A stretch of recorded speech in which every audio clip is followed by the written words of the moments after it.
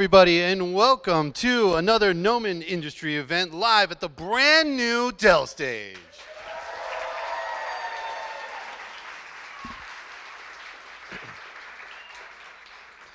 For those of you at home, we didn't even rehearse that one time. If you're looking for closed captionings, go ahead and head over to our Facebook or our YouTube page. Big thanks to Dell and NVIDIA. Without them, we wouldn't be able to provide you with such amazing content as you're about to see right now. If you do like what you're seeing and you want to keep up to date with us, go ahead and follow us, like it. This person right here is getting a call because they're like, I can't believe the Gnomon event is happening right now. They're so excited about it. So you can also share and get those same calls as well. If you're in the area, yeah, I already said it, but please come check out our new campus. Head over to gnomon.edu. It's really, really awesome, and we have amazing people that can give you a great tour. So please stop on by. All right, to tonight's event. I'm going to be honest with y'all. I've been having a rough couple of weeks, and one of the things that I do when I have a rough time is, you all probably can't relate, but I play a whole lot of video games.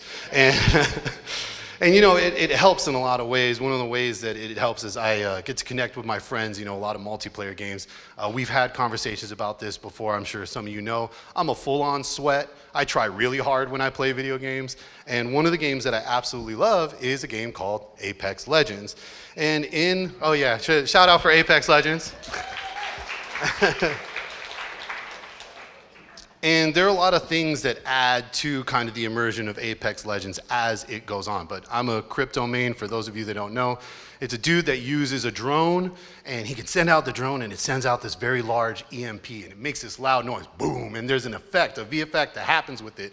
And it also has markers, and all this stuff is happening simultaneously while you're playing the game. And it's really, really great to know that when I'm invested and I'm playing these games and I'm immersed in this stuff, that somebody just isn't on the other end collecting a paycheck. They also feel the same kind of dopamine that I'm feeling. And it's really important to me to know that the people that are making the stuff that I love consuming and I love playing, they also really enjoy it and they really love it.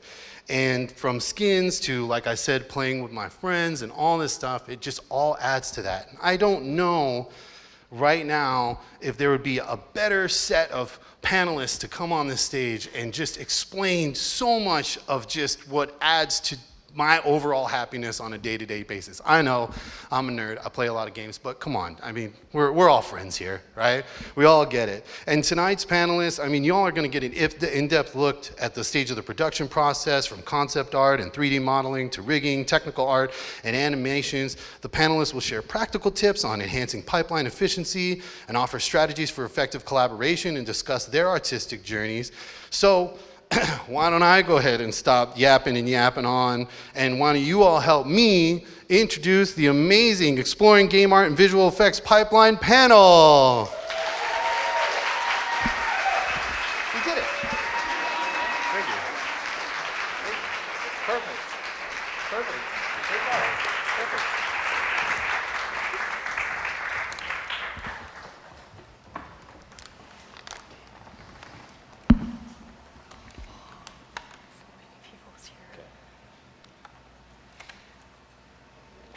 So, hello everyone. My name is Yinan. I'm happy to be here today at Gnomon School to share some insights into the world of concept art in the video game industry. And I'm incredibly grateful for this opportunity and hope that each of you will leave inspired or having learned something new from this presentation. And so, yeah, as you can see from the title slide, I'll be discussing what it's like to be a concept artist in game studio or a company. And we will explore the challenges we often face and how to overcome them and the ways to improve efficiency in our work and understanding the priority at each stage of the design workflow is key to becoming more productive, and this is something I'll dive into during my presentation. And yeah, my presentation will focus heavily on the design process and increasing productivity.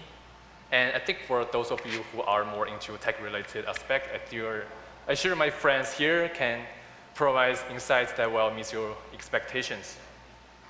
So yeah, let's jump right into it.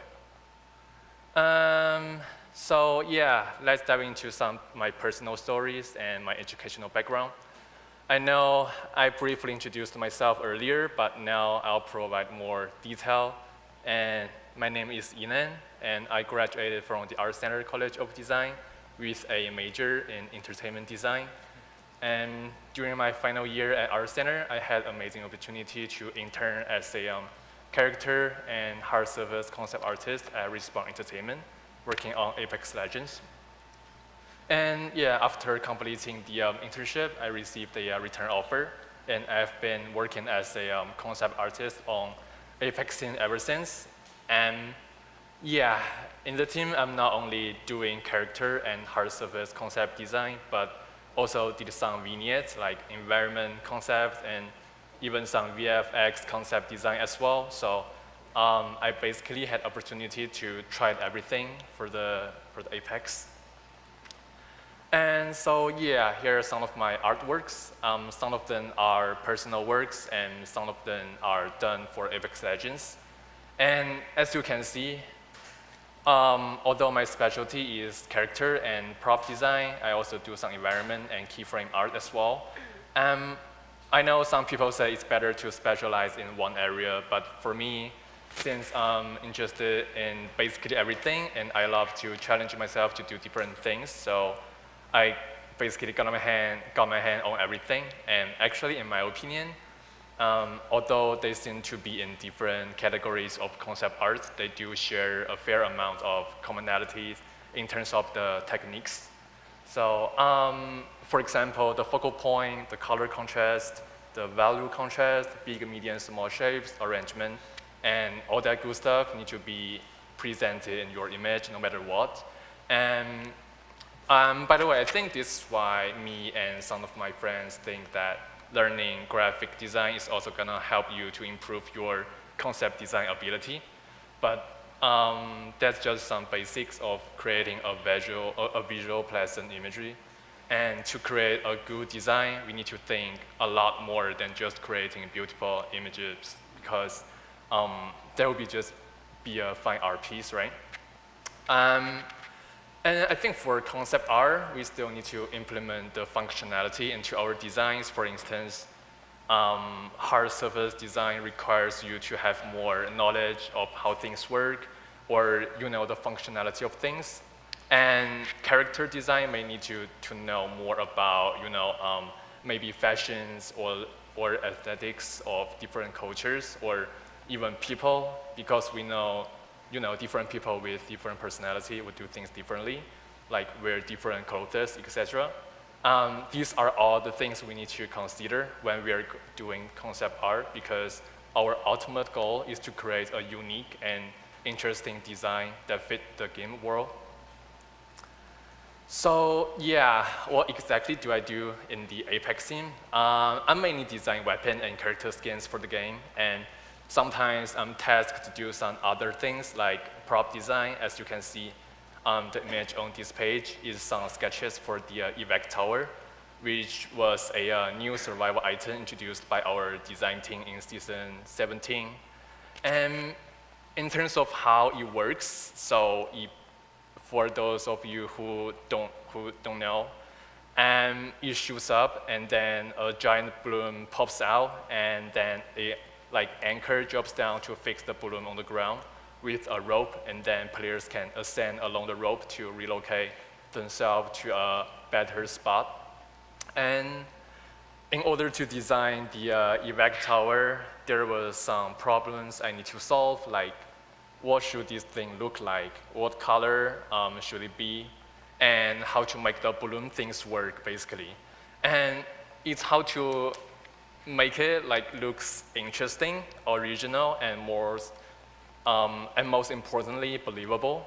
And in work, other than designs, I also did some graphics arts and illustrations, painting for the games as well. And yeah, so the very first step before we jump onto Photoshop or Pure Ref, we might need to really understand the object that we are going to design. So first, what is it? what does it do? For example, if it's a device that, let's see, lets you to travel through timeline, and how do we design it to make people understand the functionality of it at first glance, if possible. And because most of the time, intuitiveness is very important to the player, and who the owner or the creator of the object is, because this may also influence the aesthetics of the prop, and like it's made by, let's say, by an emo genius kid. The prop may be painted all black to fit the aesthetics of the person. And when it was produced, we may also need to consider different technology levels of the era that's in and how to use it. Is it like a gun that shoots a portal, or like a phone, if you call certain number, you can travel to another timeline? And also when, where to use it, and do you use it in the water or in the space, or just maybe it only works like in a specific environment. So, and understanding what, who, when, where, and how is very important. And I think a good design needs to be intuitive, which means it fits the player's expectation. And if we see the gun, we will think it can shoot, right? It may sound simple, but sometimes we can forget it easily. Essentially, it needs to look like it serves the appropriate function, and also needs to look interesting. So make sure you're on the right track first, so you don't need to think about this later. And yeah, and then after we understood the design requirements, we need to make mood board. And actually, in my opinion, this is the most important step in the whole concept art creating workflow, but most of people usually ignore it, so don't do that. I can just emphasize enough how important to gather references is. And mood board can not only let you organize your ideas, but also expand your visual library, help you get inspired, and the result of gathering interesting reference can lead to interesting and unique design, because we are not only using our limited or existing visual library, but also something that we probably have never seen before. And so also gathering mood board can save our huge amount of time to create interesting and unique designs. So the more time we spend in this step, the more we can focus other stuff afterward. Because we already know that the direction is, and the only thing we need to do is to execute your idea by sketching. And so yeah, and how to do a mood board. So for me, I usually do two different types of mood board. One is inspiration board, and another one is execution board. And so at the beginning, I will only gather images that look interesting, and it can have interesting shape, unique texture, or cool colors. It can basically be everything that interests you. Since concept art has been evolved for so many years, some elements and the shapes have been just used too often, and we just want to avoid those things and make something new. And so what I do to create a unique design is first try not to use others' concept art as your reference, and try to find some reference that shares some commonality to your design object, but you also need to be as different as possible from it. So I know it's kind of vague, but what does this mean? So for example, and of course it depends on the art style of the project that you are working on, but sometimes art style is more realistic, sometimes more stylized, but overall that's my philosophy when I'm doing concept art. It's not only for hard surface design, but also applies to character or environment design as well. So for example, when you need to design a gun, we all love guns, and you better not just find some different guns on Google and just bash them together in Photoshop. We want to be more creative. So yeah, let's try to think about this. What makes a gun a gun? So you shoot things, whatever, nails, bullets, or some sci-fi magic energy or whatever, right? And in general, I think gun has to have a barrel or something like that, so the projectile can be stabilized when it's shoot out. And it can be held, and you can aim, right? So I think these are the essential components that makes gun a gun, in sci-fi design at least. And when you understand this, you can start to find something that's not a gun, but share this commonality or function. So that's about inspirational reference. And when we need to gather some execution reference, so as the name implies, execution reference is for us to understand the mechanical structure, the appropriate placement of some decals or decals, like warning signs or details like that. And this can significantly make our design more, let's say, believable. And so, yeah, and then we gather the reference images that we need. We can now get started to do some sketches. So when we are doing the initial sketches, there are some couple of things we may need to consider, and they are pretty important. And I normally need to do 3 to 4 sketches. Sometimes I do more, but it's not the more the better. It's how different and unique they are. And yeah, they need to be as different as possible, but also tied to the same theme. And as you can see on the top right, these are the sketches I did for the evac tower. And in order to show the functionality, I used some elements from the intuitive machine or spacecraft, because they and the design object, which is evac tower, share some commonality. You know, the thruster, the landing structure, those are the things that implies the functionality. And so it can ascend to the sky, and they can also land stably. So that's what I want at the time. So based on that, I did some different sketches. I tried out different shapes and make sure they look different. We also need to keep an eye on the proportions, how to arrange the big, medium, small shapes, and like the focal point of the design and things like that. And the evac tower, for example, I use dark gray to indicate where the balloon will be stored. The top area, as you can see in the image here.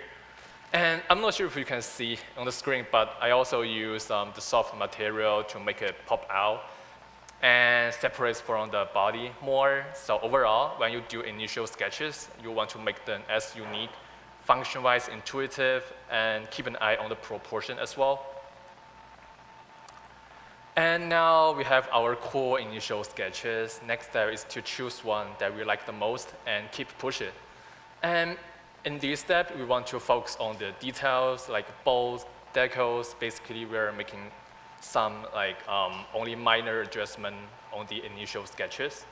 And we also want to try out different texture and push the readability more as we're getting close to polish the rendering.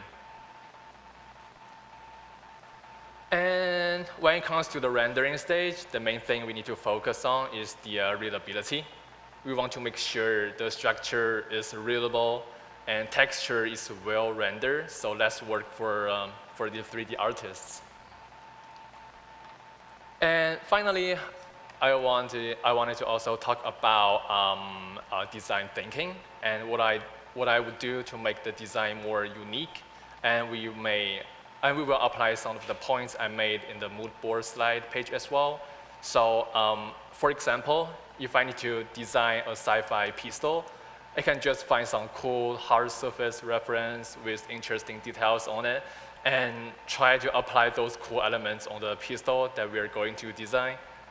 And sometimes it could work. You can probably get some pretty cool result based on those references. These are the sketches I did for this presentation.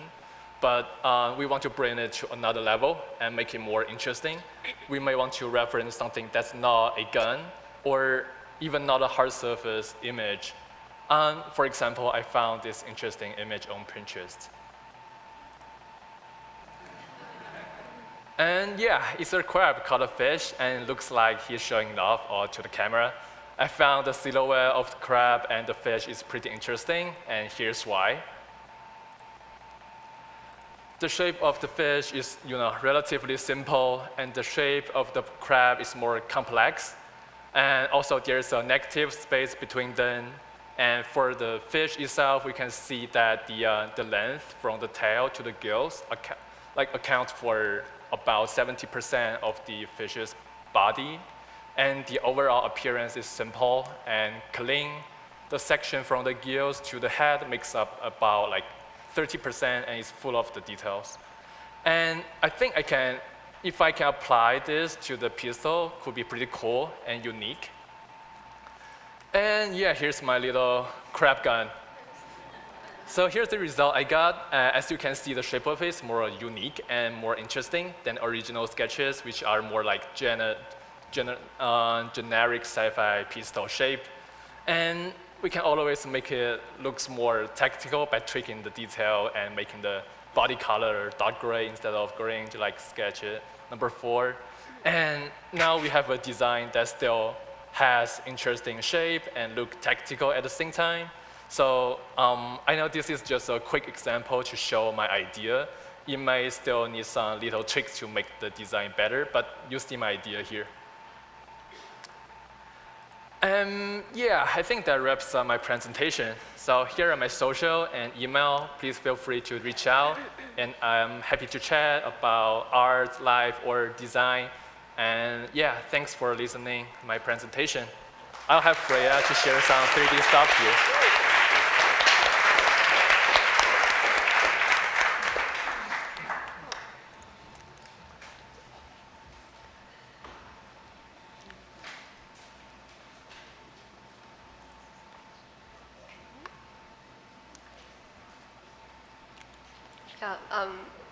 Yeah, thanks Yinan for showing us so many interesting and cool stuff. So yeah, now moving on to the 3D character art. Today I will mainly talk about 6 considerations for efficient 3D character creation. I put together some key points that I believe are crucial to consider early on for a more efficient pipeline.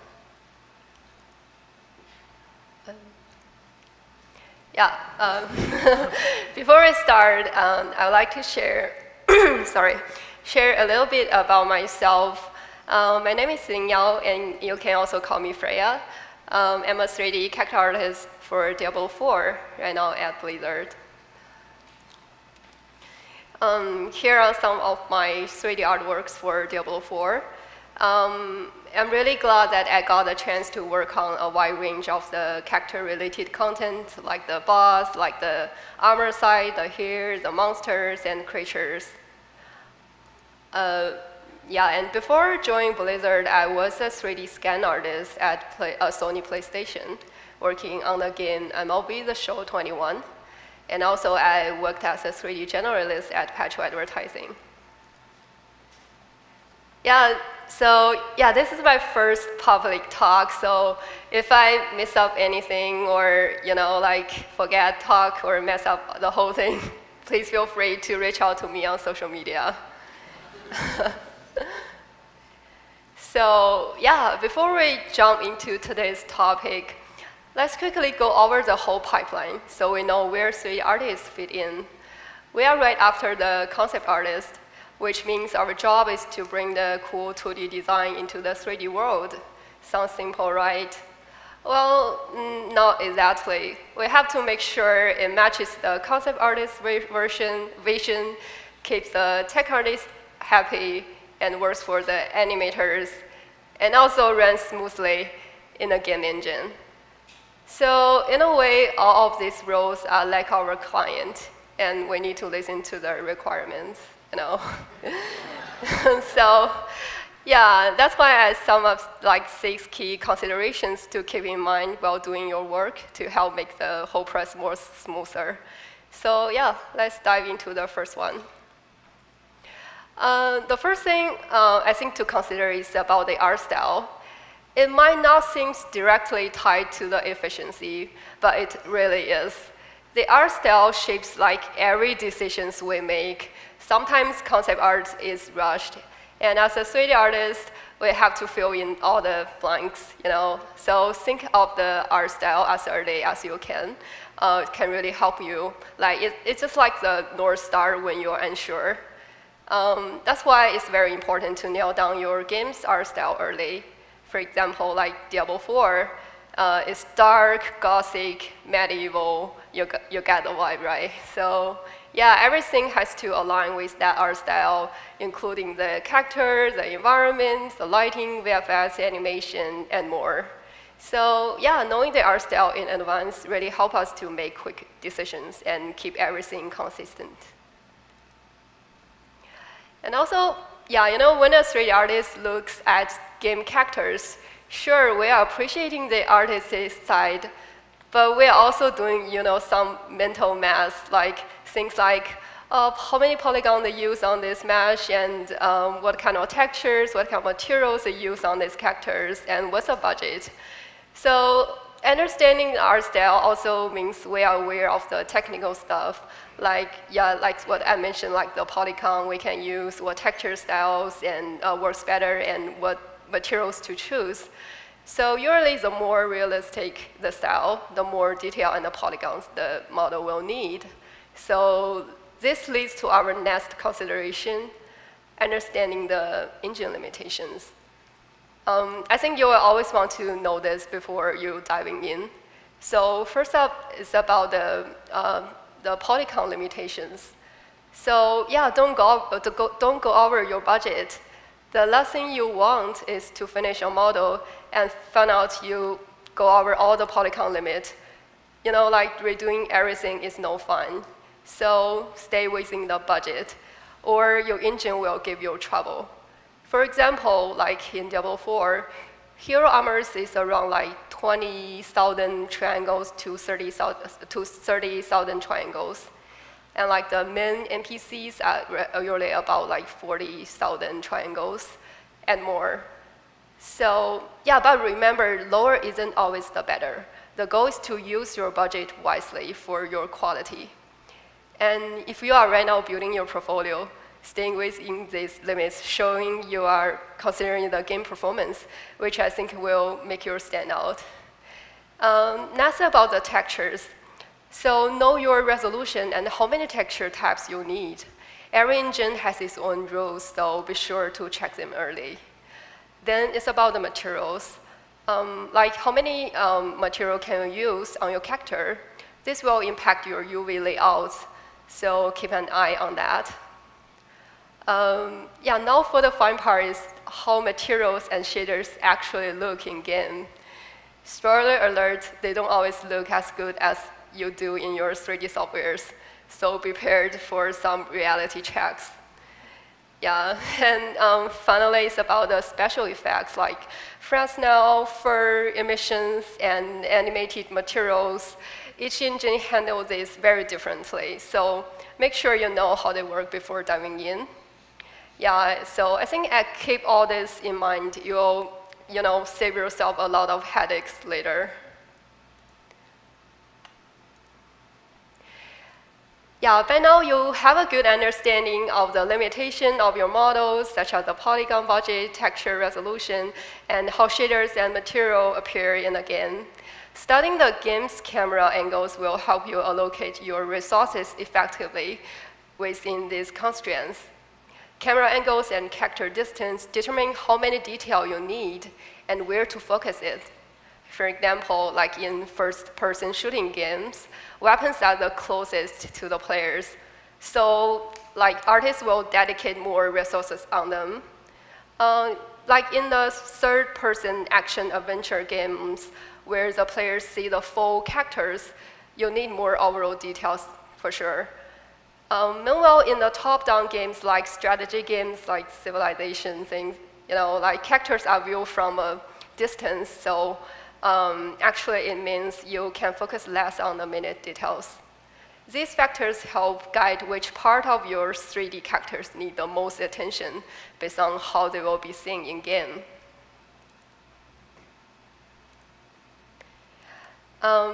Yeah, for example, in Diablo IV, we mainly use 3 camera types. The far-view gameplay camera, the close-up cinematic view, and the near-view full-body inventory cameras. Since most of the game is played from a top-down angle, we prioritize how character looks from that perspective the most. Like unique silhouettes and visible highlights, especially on the head, the shoulders, and the upper torso are key for readability. So we focus on refining these areas to make sure players can easily recognize and engage with the character. Yeah, so that's why it wouldn't be wise to spend most of your time and budget perfecting a pair of shoes, you know. Yeah, and also understanding game engine limitations and the game camera leads to a very important habit.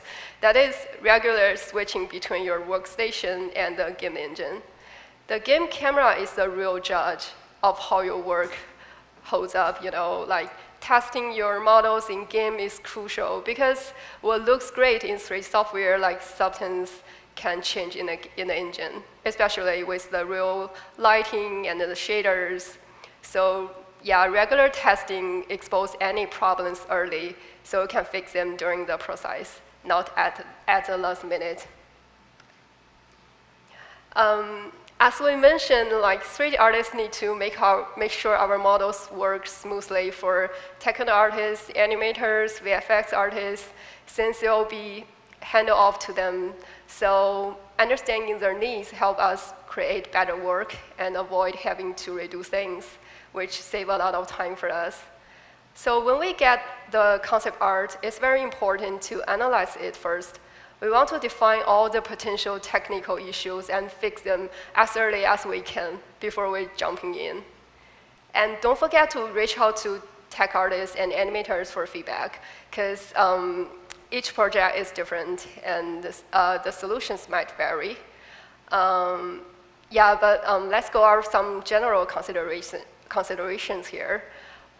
First off is about the clipping. So you can just start by imaging like how the character will really move and check for potential clipping issues like when they run, when they raise their arms, or when they're working. And also like pay attention to the multi-layered items like the costume and the armor palette. Those can be very tricky. So yeah, decide whether to merge layers or separate them to reduce the clipping and the distortion.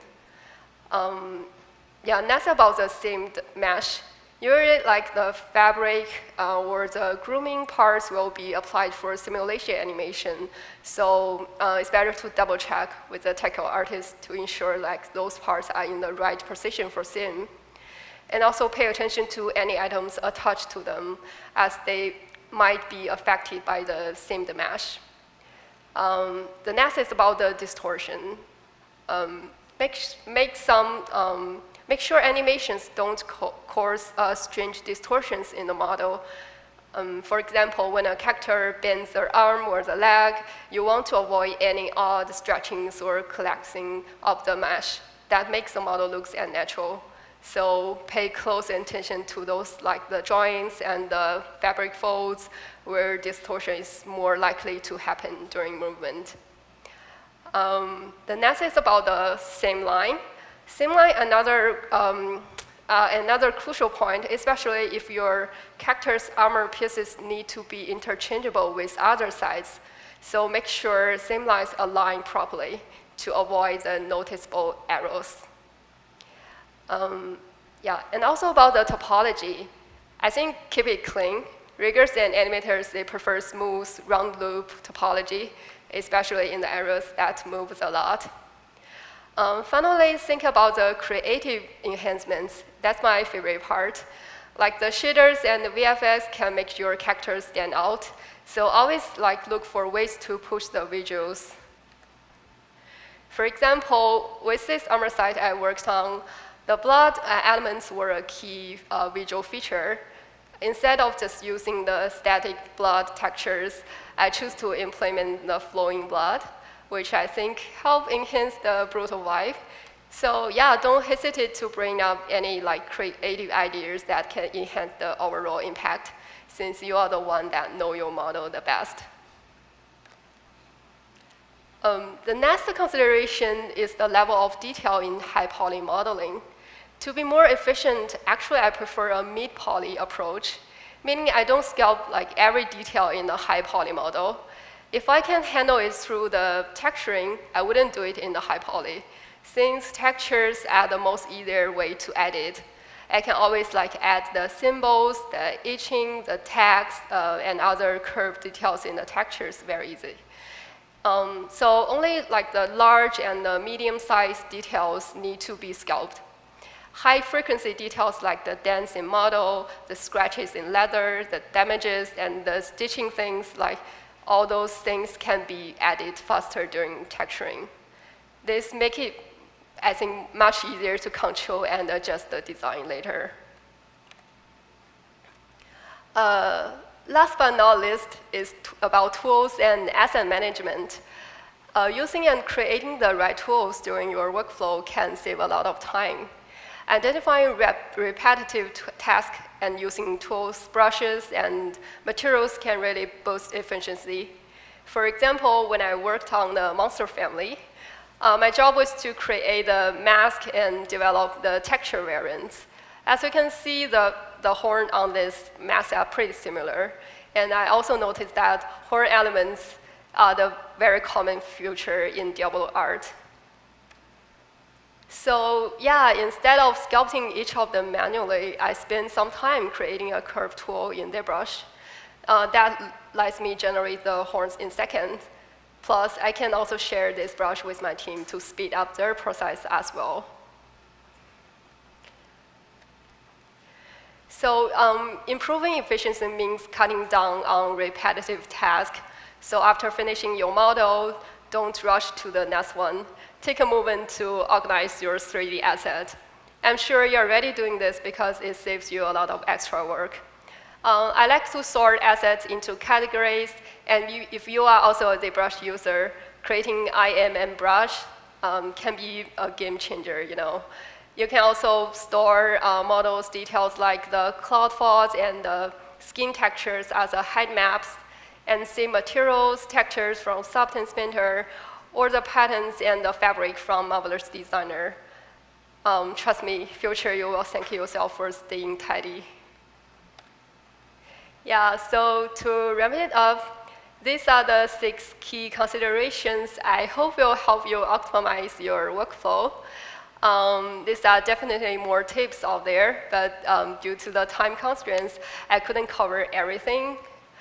If you have any ideas and want to talk with me, just feel free to reach out to me. Thank you so much for listening. Next, we have Fred.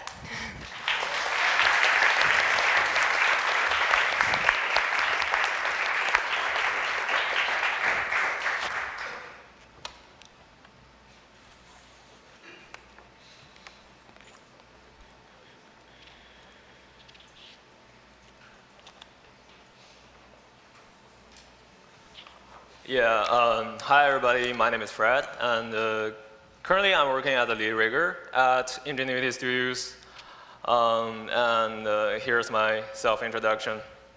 So for Ingenuity Studios, we do all kinds of projects, including live action series, feature films, commercials, and music videos. So as rigging department, we do all kinds of rigs, like including bipeds, quadrupeds, creatures, and also props, all kinds of things. I noticed some of you are probably new incoming students and also parents, so just to briefly explain what rigging is, it's basically just you plug in joints into a 3D model and it makes the 3D model be able to move.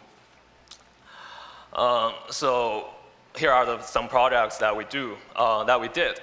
So One Piece from Netflix, Black Mirror, Synthesizer from HBO, and then here are some films we have worked on. Watchers, Horizon, we worked on them this year. Music videos, we did some music videos for the artist Melanie Martinez for her album, Portals, and also this is a Coca-Cola commercial. Yeah. So what are the challenges for rigging in the visual effects industry?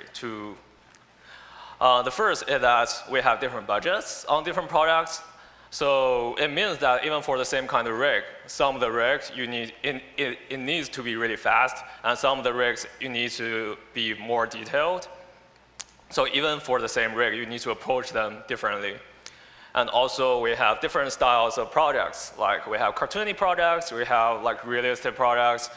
So that for cartoony products, you need to like have make the rig more of Looney Tunes style. And also for the realistic rigs, you really want to feel the muscles, feel the skins in the sculpted correctives, and when the joints are moving. And also this industry is very fast paced. Like sometimes I got a model in the morning, and then I need to update the model to the rig and have it ready for animation in the afternoon. And then I need to go to lighting and go to comp, and probably client need to see it the next day. So it's pretty fast. And also we have high employee turnover rate, like people come and go. So the challenge is that you really need to make your generic rig setup able to be very easily understandable to like all the artists. You don't really want to spend like 2 or 3 weeks just to onboard a new artist. Like, so in order to face those challenges, like what shall we do? Here are some like more technical stuff. The first is that we want to set some really good conventions, like the naming convention. It's not just for your peace of mind. It actually has some actual benefits. The benefit is that like it's very easy to modify or edit your rig by the code. For example, just 2 or 3 lines of code of a for loop, you can add connections, like maybe 1,000 additional connections, or make 1,000 new nodes. It's really easy. And also, we want to use component-based rig and sort your rig hierarchy by component. Here, I have an example of the rig I have like for a quadruped rig. Quadruped is like 4-foot animals, like dogs, horses. You can see I break the rig into different components. So I have everything related to the spine inside the spine group, and I have everything related to the clavicle into those clavicle groups, et cetera, et cetera. The benefit of that is that if you see there's something wrong with the wrist of the horse or the neck of the horse, you can just go into the group that has everything relating to the neck and starting troubleshooting instead of like look through your whole messy outliner. It really saves your time. And another thing that we want to do is that we want to use more transferable deformers, like skin clusters or wire deformers. Because for those transferable deformers, they're not really topology dependent. You can easily transfer weights from one model to another. As for topology dependent models, topology dependent deformers, it's more like blend shapes. You can still transfer like the blend shape from one model to another by using some tricks like a proxy wrap or wrap deformer, but it just creates lots of extra troubles for you. Like for example, maybe some of the geometries are too close to each other, then wrap deformer doesn't really work nicely. And also we want to use corrective joints for the same reason, like the skin cluster is transferable. But if it's necessary, like we really want to see some wrinkles on some correctives, we still need to use the blend shape deformer for sure, yeah. Just depends on what you need. And then another thing is tooling, like scripting. As riggers, we like write code every single day. There are 2 things I want to talk about today. One is code management. Another is when and how you want to build tools for things that are of common use. As for the code management, personally, I organize my code by product because it's very easy to remember where you save the code. For example, if I write some code for portals on the portal product for some IK spline stuff, then I want to reuse it at some point in the future for like one piece. And then I'm going to be like, okay, I have done similar stuff on this portal project, and I can just go into the folder and find it very easily. In contrast, like I have done that before, I have organized my code by namings or functionalities. The problem with that is that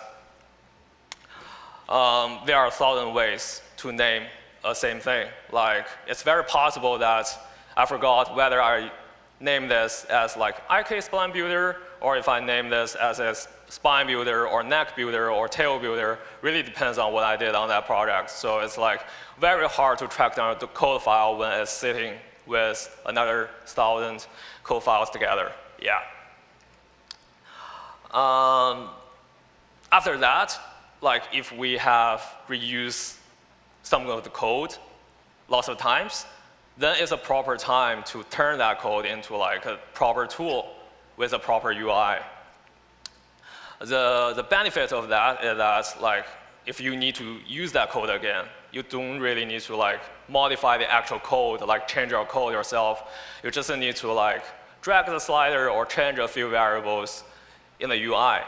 And another huge win for this is that like you can, after making it into a proper tool, you can upload it to your company's cloud box and share it with your teammates. Because if you have reused that lots of times, it means that it's very possible that your teammates are gonna use it, are gonna need it as well. So it's gonna help to increase efficiency for the whole team. There's another scenario that we want to make a tool for things. It's when that like you already realize is something that's too complex or too time-consuming. This is a facial rig that I did for Synthesizer as like a replicate of, it's a DJ double for Robert Downey Jr. And to build this rig, what I'm gonna use is that I got like more than 200 models from the modeler, and then I'm gonna turn those 200 facial expressions into a proper rig. So it usually takes like 2 or 3 weeks if I just do it by hand because there are so many of them. But with this tool, it's just like a couple clicks of buttons, and I can finish it within 1 or 2 hours. Other than saving, so in the long run, it really saves me lots of time.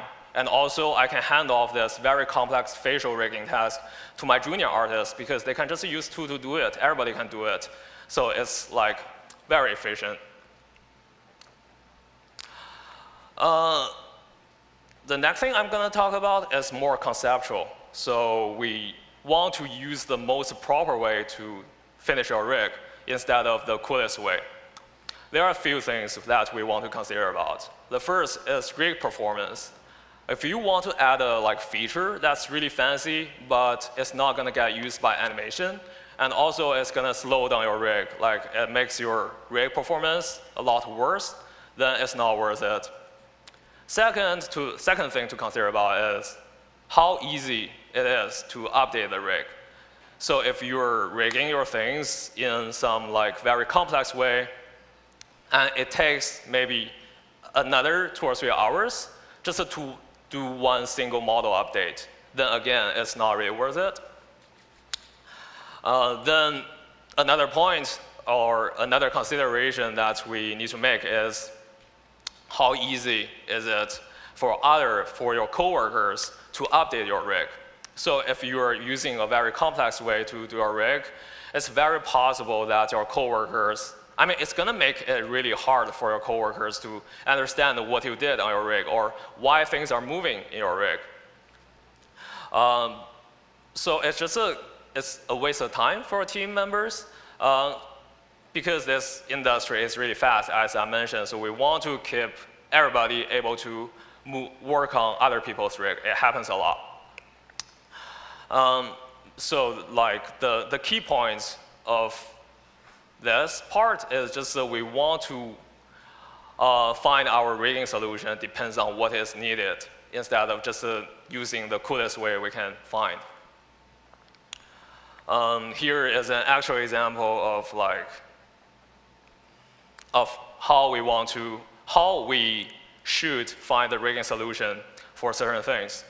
If some of you are pretty into rigging, you probably know that we can constrain stuff. We can make a constraint by using matrix in Maya instead of using the vanilla Maya constraints. The matrix constraints, they're faster. By faster, I mean they're evaluated faster in Maya. So the performance is better. But to compare both of them, the matrix constraints, they are more complicated setup. And also, it's not really visible in all-liner because it's all DG node. You cannot see them. I mean, you can see them, but it's not on by default. On the other hand, when we look at the vanilla Maya constraints, it's slower, but it's visible in all-liner. And also, it's easy to edit, and everybody knows about it. I can safely assume that every single rigger knows about parents' constraints in Maya. So it really depends on like which scenario I'm in. So I'll choose the most proper constraint that I'm going to use. In most cases, I will use vanilla Maya constraints because if some of my coworkers need to work on my rig, they can easily find it, the parent constraint or the origin constraint I make, and delete it and re-add it. It's all in the Maya menu by default. But in some other cases, like if we really want to maximize our rig performance, every single frame rate matters. In that scenario, I will use this matrix constraint. Again, it really depends on what your team or what this project is needed, what this project need. Yeah, a few other points that are more general. So we, as riggers, to work efficiently, we really need to know Maya really well. Because lots of time I found myself as like a generic Maya troubleshooter for the team. Like, if animation has problems, they come to me and troubleshooting. And like sometimes if my coworker have problems, they come to me. So you really need to know Maya inside out to do those problem solving. And also, you need to be able to solve problems that you have never seen before, which means that you need to be able to like Google stuff or look at a correct forum to find the correct solution that you need. Next, as a rigger, you probably are going to talk a lot to different team members. Like, to me, I talk to production all the time. I talk to modeling all the time. And also I talk to effects, animation, of course, is like all going on. So to have a good communication skill, you really want be able, because rigging itself is like super technical, you want to be able to explain to your producers or to some people who are not riggers, to explain to them why you need like 5 days to finish this rig instead of like 3 days or 2 hours. It's pretty crucial, and it's like a lubricant for you and your team. It's pretty valuable. And yeah, that's it for me. My name is Fred, Qiao. Qiao is my last name, so you can find me on LinkedIn if you have any questions. And next, we have Skye, the graphic artist from Blizzard.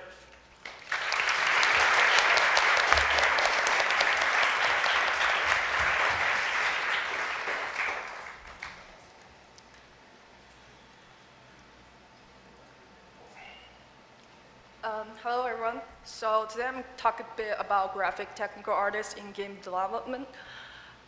So first, it's introduction about myself. My name is Skye. I'm currently a graphic technical artist in Blizzard Entertainment. I graduated from the School of Visual Arts, majoring in computer arts back in 2022. And after graduation, I joined Blizzard Entertainment. I'm currently working on Diablo IV as well, where I'm mainly focusing on shaders, performance optimization, and procedural workflow. So today I'm gonna mainly focus on these three aspects, based on my experience in Diablo IV to show how we maintain an efficient production workflow. So first, let's talk a bit about shaders. Shaders is a very important element in game development of graphic tech role. Shaders are crucial across multiple teams like environment team, VFX team, interactives, characters, and in-game cinematics. Each different team has specific needs and standards designed for efficiency in both development and usage. Now let's dive into a typical workflow for creating a shader. So the first steps normally is reviewing concept arts, where we gather inspiration and direction from concept artists As a technical artist, getting involved early in the workflow allows us to proactively supporting the team. Sometimes we need to be the bad guy to say no to concept artists. We're reviewing colors, texturing, and overall visual styles, providing feedbacks on feasibilities, and offering suggestions to concept artists to guide the development. And next, we evaluate the shader requirements. While most of cases, a generic or Uber shader can handle things, we identify any special needs based on the concept arts. At this stage, we brainstorm solutions and estimate development times. We also consider how the shaders will impact performance and fit into the game environment overall. Then we move on to the shader development. This is a core part of our work, where we write code or blueprints that define shader behaviors, such as texture application, lighting interactions, or any dynamic effects. Through development, we continuously testing and collaborating with artists to ensure the shader looks good and perform well in game. Finally, we maintain and optimize the shader. So this is a long time thing. Even after implementation, we keep refining the shader to ensure it's perform well in game. So this is essential for us to delivering high quality visual without sacrificing performance. This workflow ensures us to create shader that are visually stunning, functional, also perform optimized, and align with the production timeline. Let's dive into some foundational concepts that are important when creating shader based on my experience. So first key concept is finding the right balance between visual quality, performance, and the project's budget. A shader might look incredible, but if it's too costly, it's simply not be effective for the project. We need to think carefully about this trade-off from the very beginning. It's also important to choose the best strategy for each specific cases. We want to avoid creating too many custom shaders because it can put unnecessary load on the graphic pipelines. Instead, we will try to evaluate the simplest way to meet the project's needs. Sometimes this means that reusing an existing shader or just making minor tweaks to one existing shader rather than starting from scratch. Another key concept is to maintain a clean and well-structured shader library. This is important because a well-organized shader library makes it easy to querying, updating, and manage shaders. In large projects, many different people are going to work on shaders. So we need to update existing ones to meet new requirements frequently. Having an organized shader library not only saves us time, but also reduces the risk of having errors for the entire team. Along with maintaining a clean library, having clear naming conventions is also essential. Normally, we name shaders based on their use cases and categorize them by types, such as environment, character, or VFX, or in-game cinematics. By adopting this system, anyone on the team can easily understand what each shader is for and where it should be used. Now, as a graphic tech artist, we create shaders, but artists are the real ones who are going to use them. So it's important that shaders we are creating are user-friendly. Our design shader should have intuitive controls and clear parameters. This allows the artists to get the look they want easily without having to mess with those technical stuffs. So in short, we should make it easy for them to focus on their art while the shader handle the complex stuff. Also, documentation is another essential part for this process. We need to keep clear documentation for each shader to ensure that everyone on the team to understand how the shader works and how to update it and how to use it. A well-documented shader is lifesaver down the line where someone needs to update or adjust that, because people come and go in the project. Finally, always be prepared to optimize shader when necessary. As the game evolves, we may need to revisit shader frequently to ensure they maintain good performance without sacrificing visual quality. Optimizing shaders normally requires some fundamental knowledge of 3D math and also understanding of modern rendering pipeline.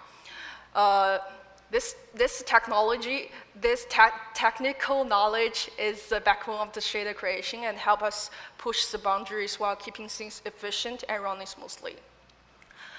In general, the goal of shader creation is to meet both artistic and technical needs, ensuring high-quality visuals without compromising performance. So we already talked a lot about performance. Let's dive into what a graphic technical artist need to know and do for performance optimization. So first, what performance means in the game. So normally it means like the frame rate we are aiming for. So for Diablo IV, we're aiming for 60 frame rates. So when it dropped down to like 30 or 40, it means that we had a bad performance. So our different projects can have different goals of performance. In Diablo IV, our main focus was to building a culture where performance was everyone's responsibility, not just engineers or technical artists, but the entire team. By having this culture of collaboration, we were able to make sure performance was considered at every stage of development, not just at the end. Here's some key points we tend to focus on. First, we gather the accurate performance data. The data help us check the game's performance and spot issue early. We normally run automatically tests in the test platform to gathering data every day or every week. With that information, we could take proactive steps before problem escalated. Next, we keep communication open. Regular discussion about performance challenges and solution allow us to address issues early. This conversation ensures that everyone stays on the same page and work collaboratively. Lastly, we emphasize sustainable optimization. Instead of leaving performance fixed to the end of the stage, we make small, consistent improvements during the entire development process. So let's take a closer look at how we as a technical artist work to achieve the goal of performance optimization. So first, building trust is essential. Artists need to know that we as a technical artist care about the art and we are here to make it look better, not worse. Because sometimes when we point out the bad performance things, the artist can feel like we are trying to cut the visual. As a technical artist, we need to respect the artist's work.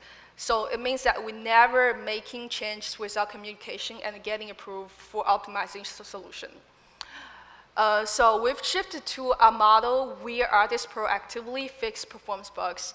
Tech art are now placed more like supporting roles, making sure artists have the tools and the knowledge to solve performance issues themselves, making sure that they understand the budget number of performance and empowered to use the tools for optimization.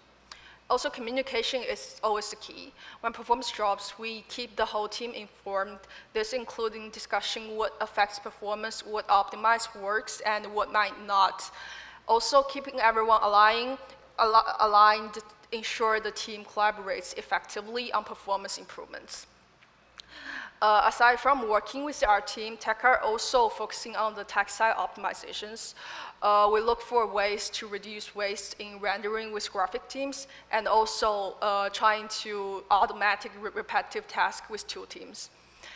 Tech art also need to coordinate closely with production team. We work with them to make sure that necessary performance work is tracked and we are able to complete them within the project time frame. So on the third part, let's talk a bit about the proceduralism. So what exactly is proceduralism? At its core, proceduralism is the process of using algorithms to generate content dynamically, which significantly reduces the need for manual creation. We normally use this approach to produce large amount of content quickly and efficiently. By setting up the rules and parameters, procedural system can generate a variety of assets, environments, and effects automatically. One of the most powerful tools for proceduralism is Houdini. It allows us to create complex procedural workflow through HDA, which are reusable tools that artists and developers can use repeatedly. And it also features procedural dependency graph, which is called PDG. It automatic and manage multiple tasks at once. So it's speeding up the content creation. Together, this system allows us to generate high-quality dynamic content without need for constant manual inputs, saving both time and resource. So let's dive into one of the major challenges we faced in Diablo IV, that is monsters. So at launch, Diablo IV had a large number of monsters, and creating each one of them took an entire team. This process involved concept arts, modeling, rigging, and animation, also designers and engines, all of which took significant development times. However, when it comes to seasonal content, the situation changed. Seasonal requires new monster content, but the timeline for production this content was much shorter compared to the full game development. We're going to have multiple seasons 1 year. And so this raised a question for us: how can we create new monster content more efficiently? So since we already had existing monster libraries, we came up with the idea that we didn't need to start from scratch. Instead, we could give our existing monster a fresh new look by using procedural techniques. By applying add-on masks on top of existing monster procedurally, we could make brand new monsters look while still using the same rigging, animation, and core system that were already in place. So what does using a procedural system on monster creation really means for the whole art production pipeline? The tech art team gonna create the procedural system in Houdini, creating tools like HDA and PDG. This system allows to automatic bunch of assets creation, ensure that the whole workflow is efficient and adaptable. Additionally, we embed this system with our existing resource management tools like Perforce, ensuring seamless control and collaboration across team. And the concept team sets the visual targets. The key difference with proceduralism is that there is no need to create individual concepts for every monster or assets. Instead, we focus on creating a visual direction that can be applied across different monsters using this procedural system. On texturing and material side, we were focusing on creating reusable textures. These textures are designed to be flexible and adaptable, meaning that they can be applied to all assets or monsters without needing to create a new one each time. Also, the engine team ensures that the procedural content can be integrated smoothly into the existing game system, allowing it to work seamlessly with the existing rigging, animation, and other assets. The biggest benefit of this procedural system is that it eliminates the need for traditional rigging, modeling, and animation work for each individual assets. By reusing existing system, we save a huge amount of time and resources. So here is an example of our Season 1 content. For Season 1 of Diablo, we were giving the concept image of the malignant monsters on the left. As you can see, it features a lot of tendrils covering the entire creature. To achieve this, we create the HDA to procedurally generate tendrils. The system randomly placing those curved tendrils on the surface of monsters, and we have full control over aspects like scales and the number of tendril and the global seeds. And the tendril inherit all the skinning-related attributes from the original monster, so there is no need to create rigging or animation to this separately. And on the right side is the final look of the tendril monster in-game. So using this process, we create a PDG system to automate the application of this tendril treatment across more than 80 monsters in the game for Malignant Season. This made the process highly efficient and scalable, allow us to quickly generate and adjust the tendril effect without manually intervention for each monsters. So let's talk a bit about the workflow of the whole monster proceduralism.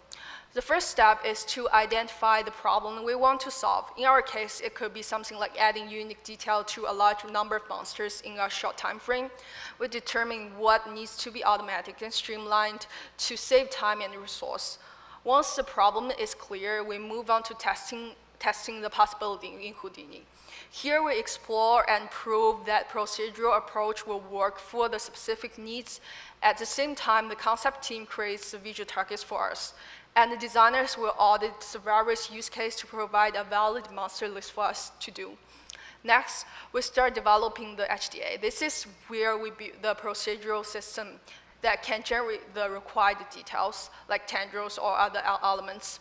For multiple monsters, it gives us the controls we need to tweak and adjust setting quickly. Once the HDA is done, we use it to batch generate the assets. It normally happens in PDG system for us. It means that we can apply the procedural system to many monsters at once, saving time and ensure consistency. After generating the assets, we batch implemented them into the game engine.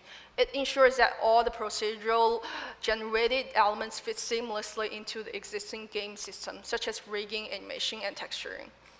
Finally, we conduct the final review with the whole team.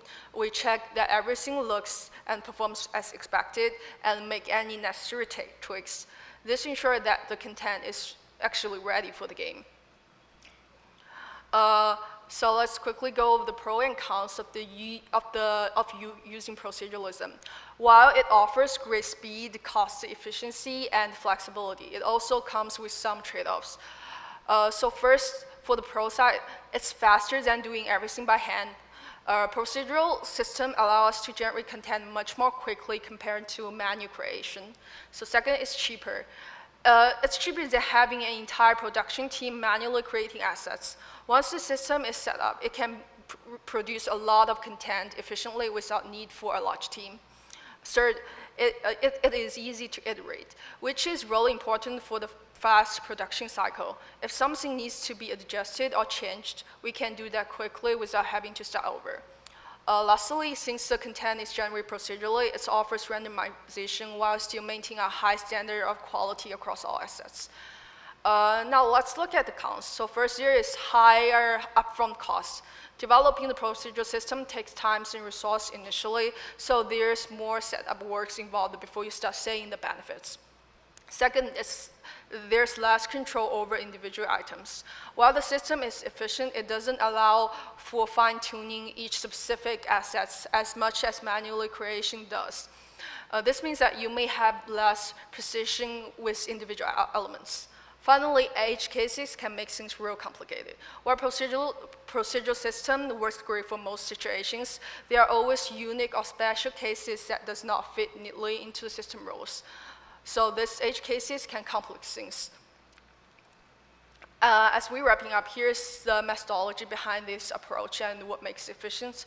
So first, it is essential to evaluate whether using proceduralism is worth it. While proceduralism can save time and the efforts in the long run, they require a significant upfront investment in development. So the key is to determine if the initial cost of setting up the system will be justified by the benefit over the time. And once you've committed to the proceduralism, the creation of a reusable HD and PDG network becomes a massive advantage. When we're creating this system, we are not only designing it to solve the intermediate needs of one project, but also be flexible enough to handle future cases. And to make this approach successful, cooperation between multiple teams is crucial. We need to cooperate with character and tool teams and also engine team to make sure it works and the art style fits the game. By working together across with all those teams, we can implement the proceduralism systems good in our game. So that's all. In summary, the focus of this is on creating high-quality content while optimizing production. So by balancing visual quality with performance and budgets, we ensure faster and cost-effective development. I'm Skye. Thank you. Let's have Vicky next.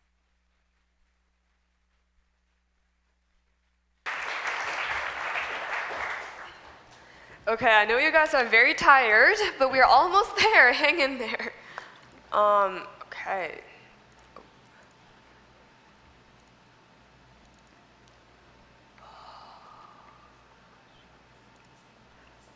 Hi everyone, so my name is Vicky and I'm going to talk about game animation, specifically in steps to becoming a game animator, preparatory actions, and key considerations.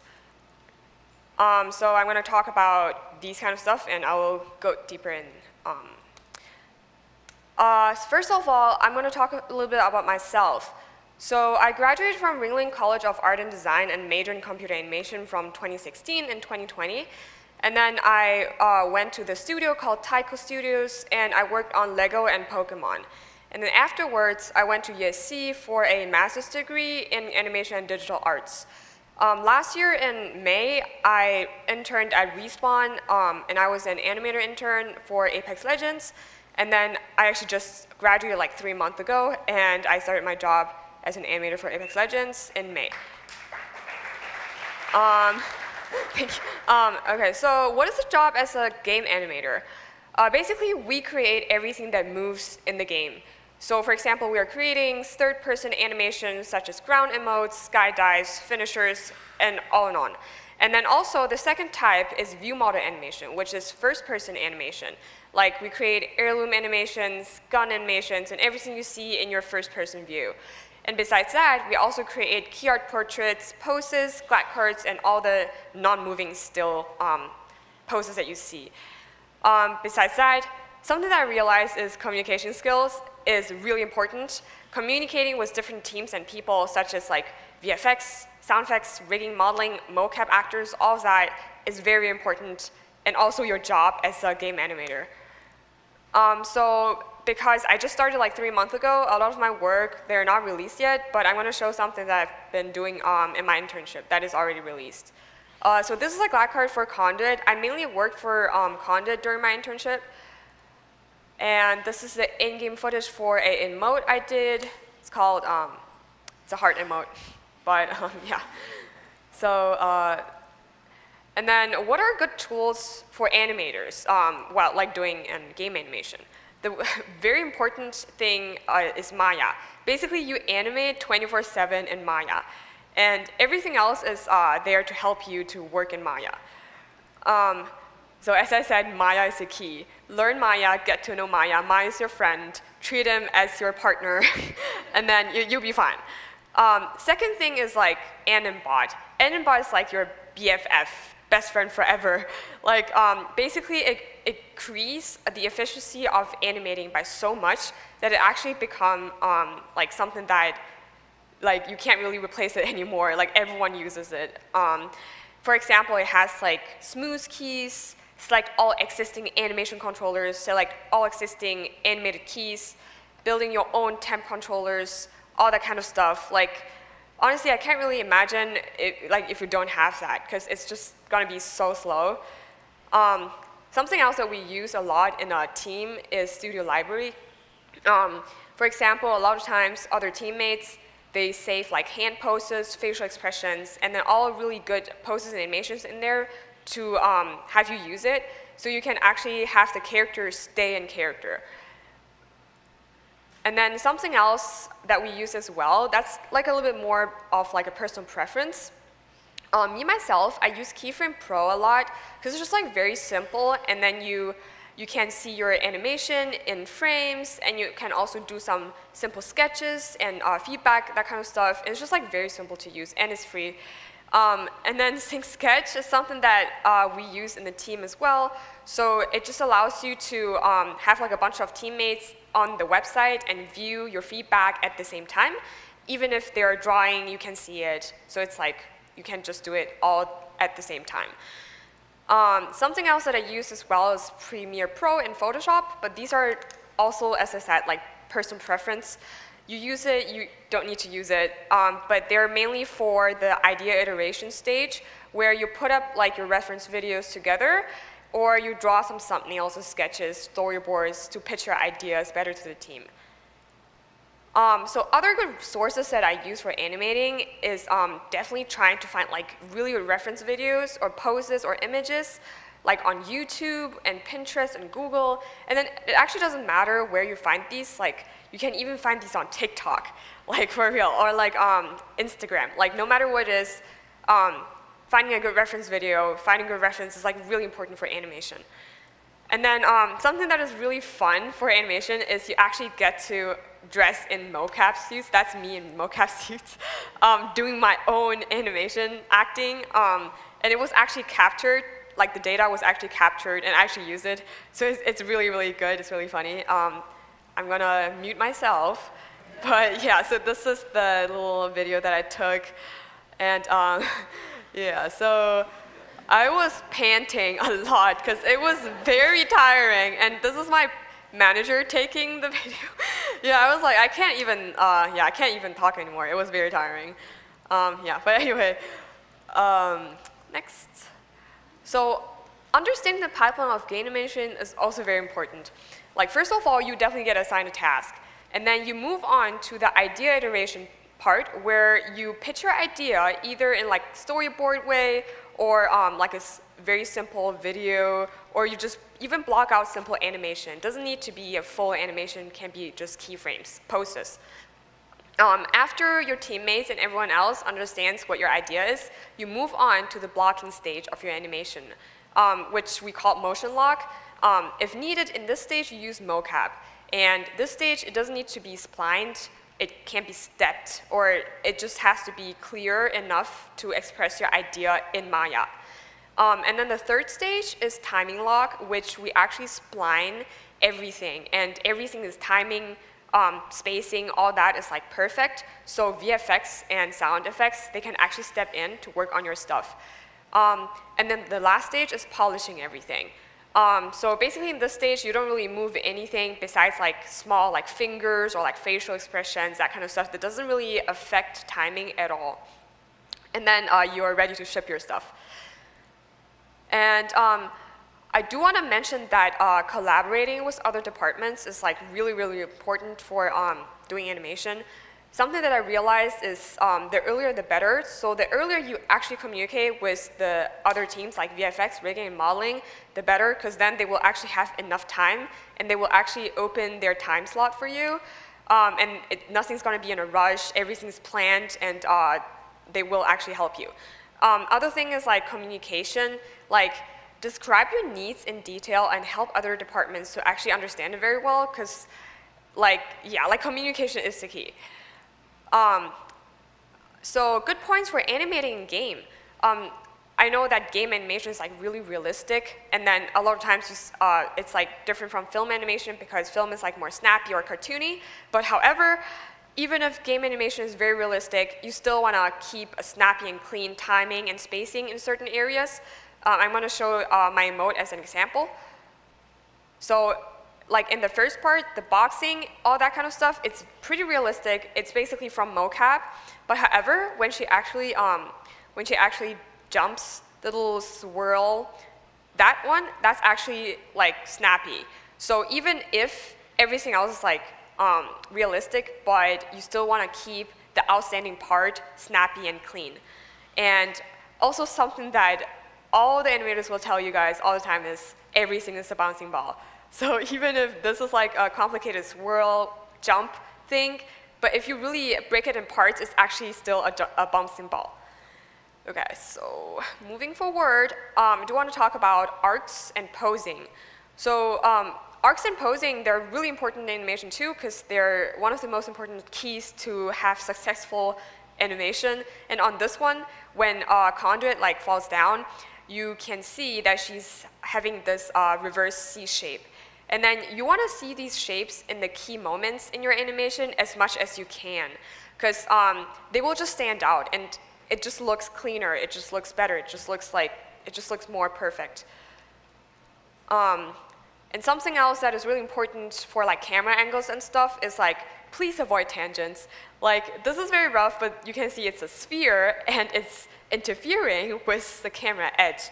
And you don't want to see it because it's just some OCD issues. No, I'm kidding, it's not OCD. It's just like something that people don't want to see in Scream, because for example, you have a gun or anything, a prop in your hand, and you can't see it because it's cut off. Like, you don't want to see that. So the last thing is like, the actual in-game animation is the most important thing, because that's what the players, the customers, they see. So no matter how good your animation looks in Maya, at the end, everyone else will only see the ones that are in-game. So a lot of times in Maya, it looks like perfectly fine, but when you put it in-game, it looks different. And then at this stage, you want to definitely test out as much as you can to see how it actually looks in-game. And you want to match the game animation to your approved Maya animation. So the last thing that I want to talk about is what is good to know before joining the industry. So since I mentioned I just graduated 3 months ago, get to know the handy tools ahead of time is really important because like all the handy tools that I mentioned, like AnimBot, Studio Library, Anim Picker, I didn't mention that. Anim Layers, I didn't mention that either, but it's in Maya, and for Anim Picker you can get Anim School Pickers. They're all like really handy to use.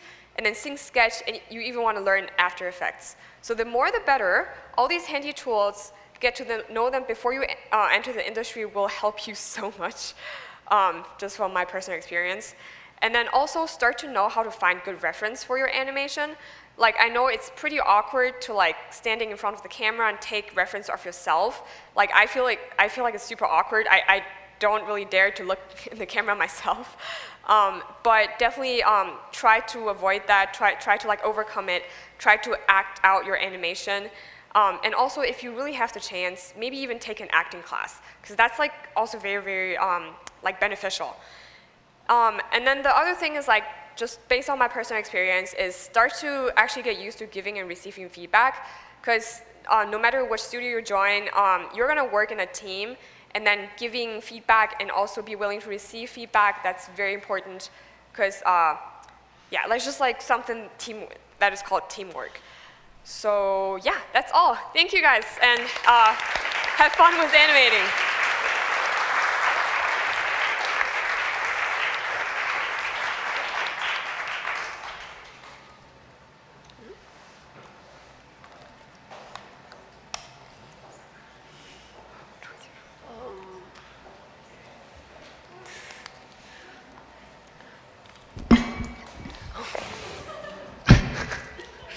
Thank you all for that amazing presentation. One more time for our presenters.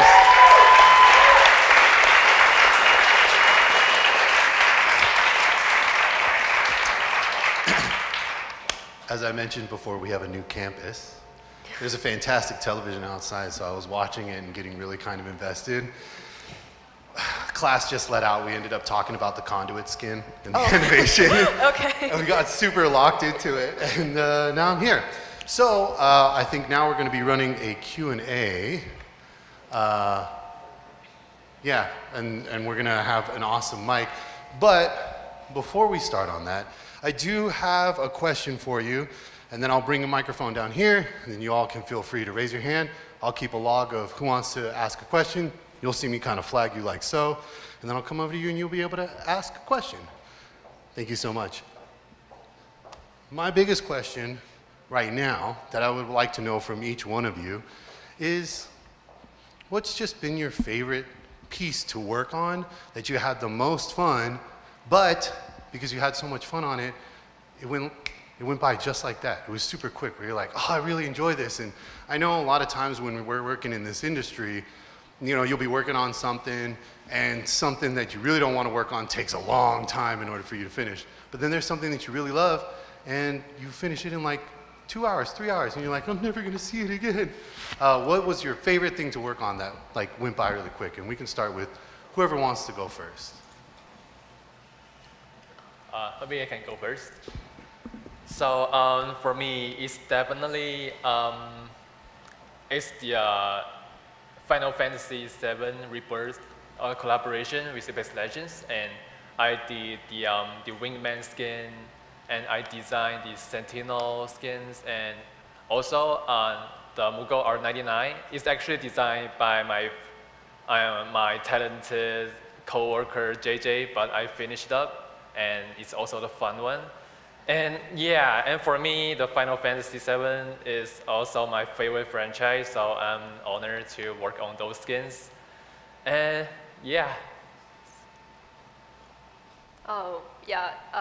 About me, I think, yeah, it's hard to say because I'm kind of like a very interested, driven person. So like the first year I joined the company, I was so into the grooming. So you can see like I did a lot of hair things like on my portfolio. But after that year, I'm like, oh, maybe I need to do more like armor side, the hard surface. I want to really improve myself on that part. So like I started to more like the armor side, the costume things. And for the last year, I'm like, oh, I really want to do more like monsters and creatures. So yeah, it just keep like varying like from year by year, but I am very enjoying like each of them. Yeah. For me, I think it was with my previous company. I worked at PsyOp a few years ago. And yeah, so we did commercials for Clash of Clans and Clash Royale, those Supercell games. And I did a tool, so like the commercials for those games, like the style of the whole game is like super cartoony.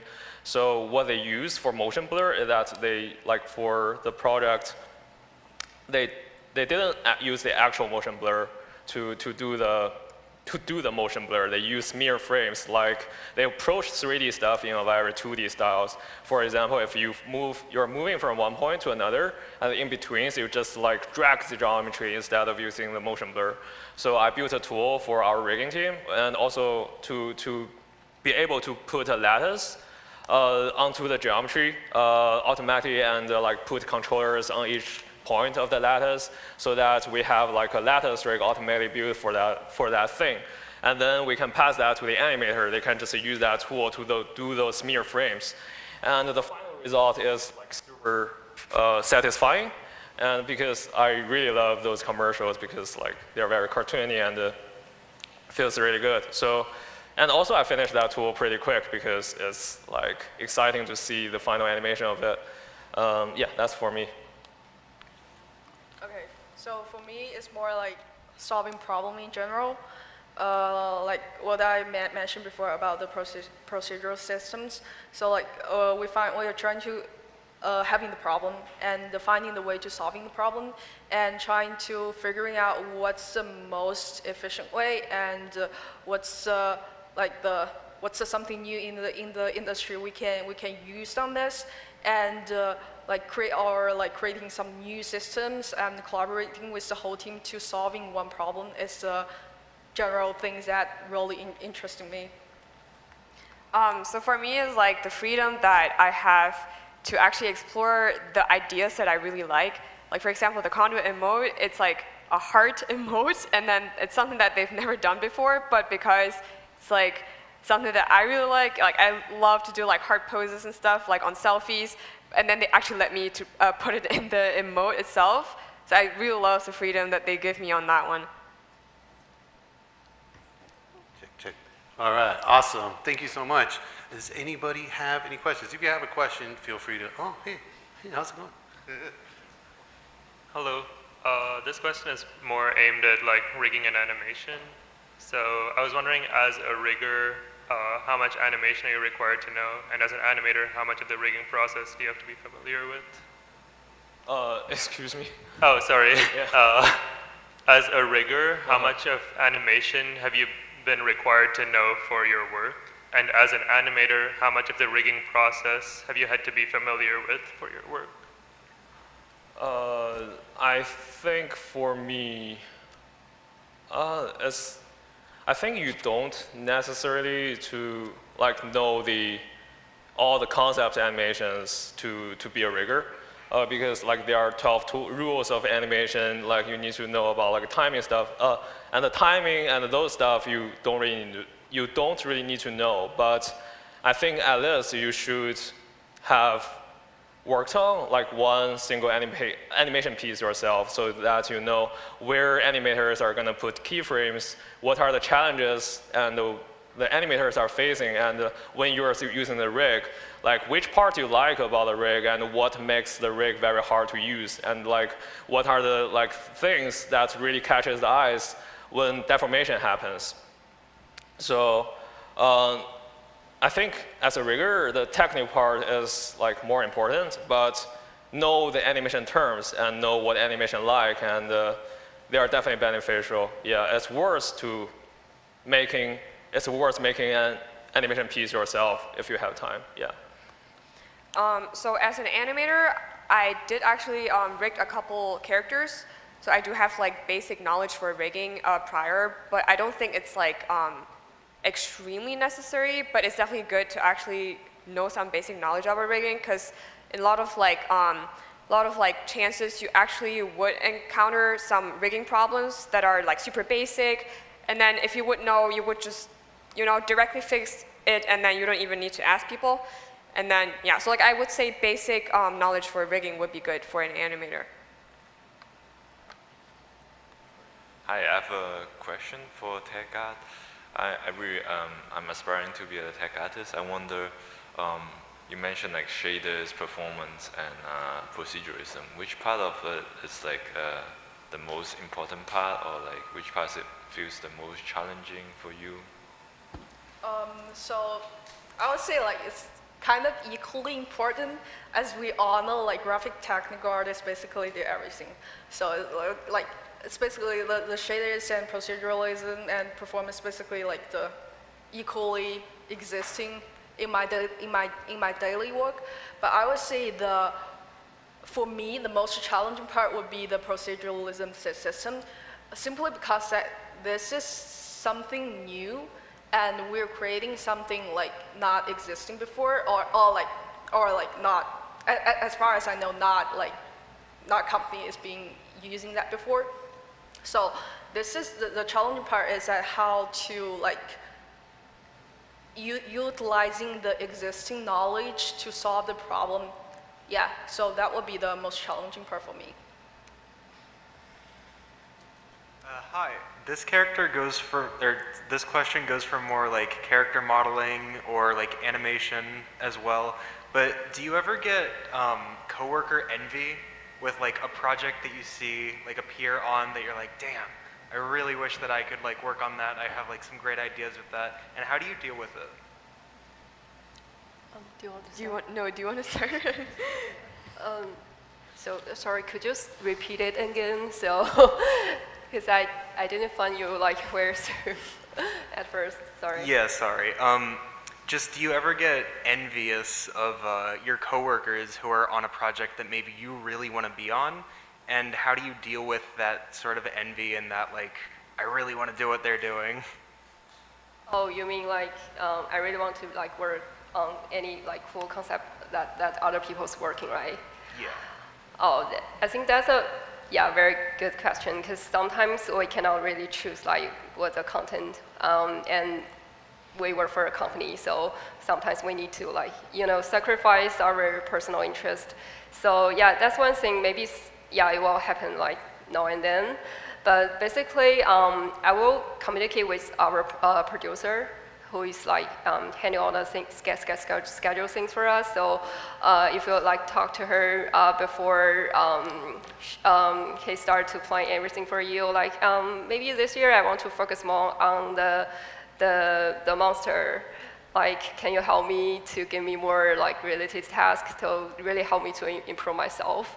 I think that most of the time they will listen to your voice, and they will like arrange that for you, because like the growth path is also very important for the studio. So yeah, that's basically what I'm doing. Yeah. So I feel like, at least in my team, a lot of times they actually ask you what you want to do first. So they will actually ask you, oh, which hero do you want to work on? What kind of animation do you want to work on? And then they will see if there's like anything available, and if not, then you might be assigned something else, but you always get the chance to actually choose something that you're passionate about. Yeah. When you're importing animations from Maya, or exporting rather, from Maya to a game engine, what trouble would you expect, or how would you go about troubleshooting any like thing that didn't cross over from one to the other, if that makes sense? Sorry, I think I saw you were there. Can you possibly repeat your question? Yeah. Okay. When you're exporting animations from Maya to a game engine, like what problems can you expect, and how do you go about troubleshooting those issues? Yeah, so like a lot of times, like they have a whole system, and then they have like some apps that they use. But a lot of times, the most thing that I encountered are actually props. So a lot of times the props, they don't really attach to the character, or like they are just flying around, or they're just like doing crazy things. And then like you can definitely try to like figure something out in Maya first, and then see if it's actually your issue. Maybe you constrained something wrongly, or you forgot to actually constrain something. Like it always happens, but after you check your Maya and figure out that it might not be your issue, then definitely reach out to like tech support, because we do actually have a team that specifically help people to put your animation from Maya into game.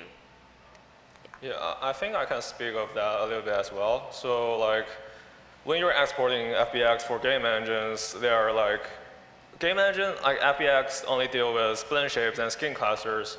And also like, lots of game engines is only deal with skin cluster well. Okay, spline shapes, lots of time it doesn't work. So I would recommend you use as much skin cluster as possible. And also you need to keep all the joints in the same hierarchy. And also you want to avoid to have like any other deformers on your geometry. Like for example, if you have a live blend shape deformer on your geometry, then it's like, it's gonna just kill the animation. You won't get anything out of it. So just like keep a skin cluster and keep everything as clean as possible, then things should work, yeah. This is a more question suited for like all of you.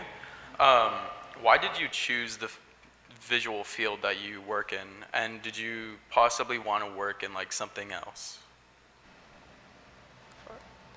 Yeah, why do I choose? You mean the choose is the specific content or the game project in general? Like the field that, for example, that like you would work in like shaders or animation, stuff like that. I mean, I can start. So for me, like honestly, animation was always my dream. I started watching Pokemon when I was like 3 years old, and then I have all the Pokemon games. So I was like, oh damn, I'm gonna be an animator. I want to be a part of this. And then it was just always something that I was very sure about, and then that's how I landed here. Yeah, so it's basically a dream coming true. Yeah, for me, I start with more like a generalist. I did everything when I back in school doing some like animation projects. So I did like modeling, rigging, project management. But in general, I found myself actually interested in solving problems. So when my teammates have some issues with something, or with engine or with Maya, I'm the one like interested in digging into this. So it turns out like I'm the problem solver. So I was more like jumping to the graphic tech artist. We are like, which like actually helping people to solve kind of problems. Yeah, that's me. Yeah, for me, I just try out like everything on the pipeline. I also learned the rigging and animation, like to try to find out which part I feel the most passionate with. And yeah, in the end, I think I'm a 3D art person. So yeah. Well, yeah, I think for me, it's relatively simple compared to the, I think I'm just like to paint and design even I was a child. And I was influenced by my family, and my dad was a graphic artist as well. Yeah, and that's the main reason. And I also like to do 3D art as well, but just my side hobby. Yeah, for me, I studied math when I was in undergrad school, and I also studied a little bit computer science. And then I realized I really like 3D stuff, animation. I did some like minor things in college on animation. Then like I just find rigging is a really good combination of both. I can use my math and computer science knowledge pretty well, and also I can like do some animation and really have those math get visualized.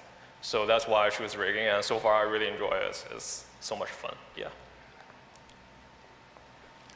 Hey there. Hi. All right, I just had a quick question. Us, Gen Z, the new kiddos, we have this very unpopular app called Blender, and I was just wondering if by any chance it's getting any more popular in the industry, and if people are actually starting to use it. I know Gnamen here still uses Maya, and everyone really does still use Maya. It's a big deal, right? It's been around for a long time, but just wondering how the Blender is doing out there. I mean, sorry, is that question for me or for her? For everyone, honestly, I don't know.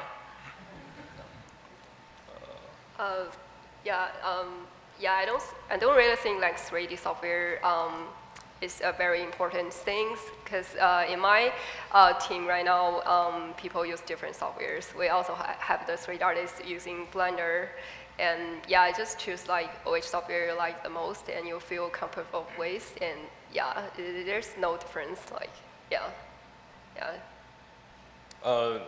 As for rigging, I think it's more, I mean, I see that emerging, but I feel like because in Maya, most companies already have so many built-ins or like plugins or like custom written code for Maya, so it's kind of hard for them to move from Maya to Blender completely. But I see like lots of new emerging companies are using Blenders because they are free and they like cost less money. So it's hard to tell actually. Like also it depends on like what animation prefer. You know, rigging is basically just working for animation. Like whatever animation likes, we're gonna use it. Yeah. Yeah, in my previous project, we actually talked about this a bit before. So the main issue in game industry about in integrating Blender into the workflow is that the Maya and also 3D Max workflow existing for over 10 years. So there's already a lot of like existing tools or like add-ons like embedded with the current game engine. So that means that if we are changing to the Blender, it will require a lot more workforce, including graphics, engineers, pipeline tools, to helping to integrate all the tools that already existing. So that means that it's not only changing Maya to Blender, it probably means that a whole system can change. So it's probably a long run, but I can see the potential of Blender. Yeah, so I agree with what all that they said, but I do personally think that Blender is super cool, and then I really want to get to learn it more. And I do feel like as for now, still like get to know Maya in a good way, and then if you have like interest in your spare time, definitely learn Blender, because I do see a potential in like the future 5 years or something, and then things might be changed over there. But yeah, so it has potential. Hello? Oh, okay. Hi, thank you for coming today. Really lots of good information. So this is a question for any of you, but I just wanted to ask, like, what was like your process, like post-graduating, like looking for employment in the industry, and like what's your advice or what's your approach at, applying and finding a job? I can do first because I just graduated. So I would say for me, definitely try to like figure out what you are interested in and what your passion is. Like the earlier the better. Like if you, for example, if you're like a freshman, you already know that you want to do animation or you want to do modeling, and then you already know what you want to do and you're ready for doing it for the next 30 years, then you will actually have more time to actually prepare for your portfolio. You will have more time than the other people who don't know what they want to do. And because for me, I already know that I want to do animation. I basically just only focus on animation. And ignoring the other stuff, that's not good, but you definitely would have more time on animation. And I would say definitely try to find an intern in your junior year, because a lot of times when you graduate from like senior and then you try to find an internship, you will figure out that a lot of companies say kind of already have everything filled, and then they tend to have people more connected to them earlier on. So definitely try to like find something at like before junior or like in junior year, so you can actually get a return offer and then join the company, because it's really hard to actually graduate and then find a job, because then they might require more actual work experience, even if it's a junior job. Yeah. Yeah, I would say like if you had the opportunity, try to know what exactly the industry happening right now. You can let's say if you're interested in the graphic drag artist, you probably can take the opportunity to do the internship, because what happens on industry right now can be totally different on what you learn in the school. So looking at game conference, GDC or SIGGRAPH or anything like this to know the current trend in the game industry can help a lot. Sorry, I have really bad hearing. So what's our question again? Yeah.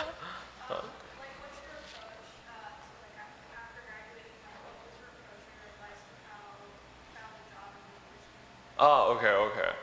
Yeah, so I think I made a mistake when I was in college, when I looked for jobs, is that I put something I think very technical in my portfolio, but it's actually not appreciated by the recruiters. Because like, sometimes it's something that you spend lots of time on, but like it's cool, but it's not really appealing. Like a very important thing is that your stuff is maybe as industry ready, make it as industry ready as possible. That's what recruiters are looking for. Because first you need to pass the round of recruiters. They want to say, oh, your style matches our studio's style, or matches like whatever they're doing. And then like when you get to the second round, when you talk to your like the actual artist, then you can talk about like technical stuff and like the things that you do for that specific pipeline. So I would recommend to, yeah, that's my recommendation. Yeah. For me, I think as a 3D character artist, I think the portfolio is the most important thing. So I would recommend you spend more of your time focus on build a very strong portfolio, because that is the most important key to open the door. Another thing I think, because I know like the time is limit, and I think you'd better to target some company, like company A and B and C. I want to apply for those 3 companies, and then to start to learn what they are doing and their art style first. So you have like more specific targets, and you started to build your portfolio like by like you can do the similar art stuff like what they are doing. So it will like really help you to showcase you already have the skills and the art sense to make the things for them. So they will like, oh, maybe you we can hire you and you can just start to work on something. We don't need to train you. We don't need to spend time on the onboarding thing. So I think that will definitely make you stand out. Yeah. Yeah, I think it basically goes the same to as a concept artist. I think the most important thing is sharpen your skill and find a target like company or a game you want to work on, and really analyze the art style of them and try to make like as unique design as you can. And yeah, and also try to practice your rendering skill. That's a lot of company is really like, and yeah, just improve your design ability and rendering skill. I think that's the most important thing. And also try to find a internship is very important as well. Also try to make connection in the company you want to go to. Try to email them or whatever. I think most of the time they will reply, and if they have time, like me, if you reach out to me, I will reply to you if I have time. Awesome, so I'm just gonna let you all know, hey, I'm back here, hi.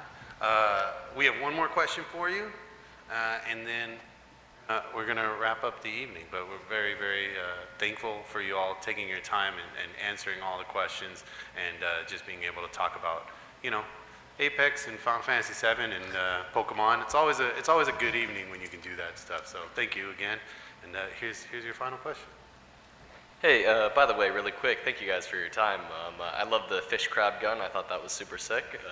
But I was just really curious. I heard a lot of you guys mentioning communication and mentioning working as a team when it comes to a lot of your positions and jobs.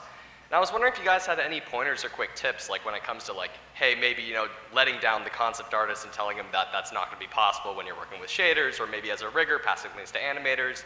Like, we've obviously heard of things like the compliment sandwich, but do you guys have any pointers or tips to make sure that, you know, you aren't stepping on anybody's toes and you guys are working effectively as a team?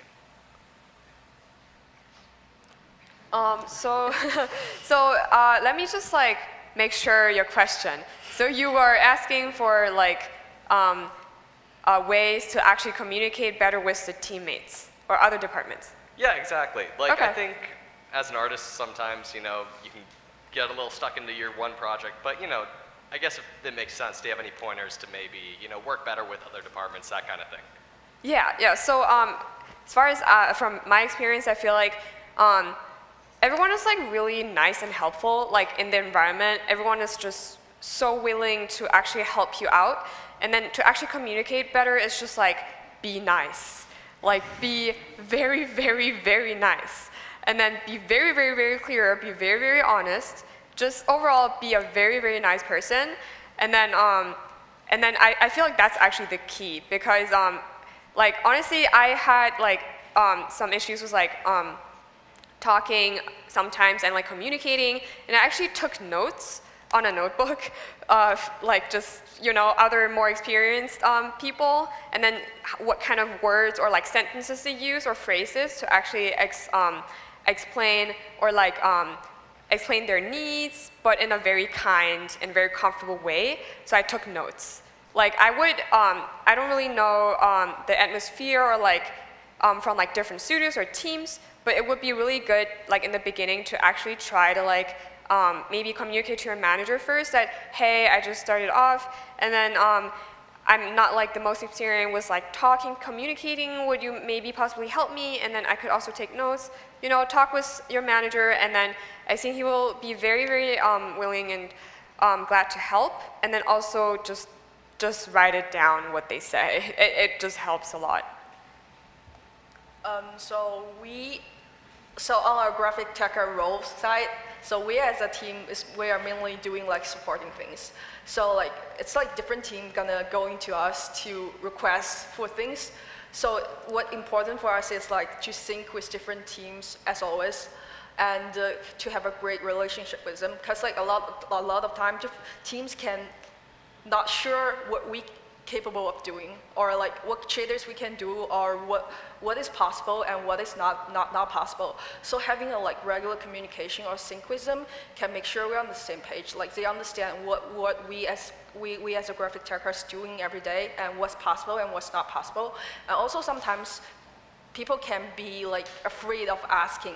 So syncing with them all the time and being transparent to them and being nice to them, so they can like not afraid of asking, like even if it's not possible. Sometimes we would say no, but they are like asking, and we as a graphic technical artists, we will be able to know like what our team is looking for and what their needs, so we can like proactively looking for like solution for them.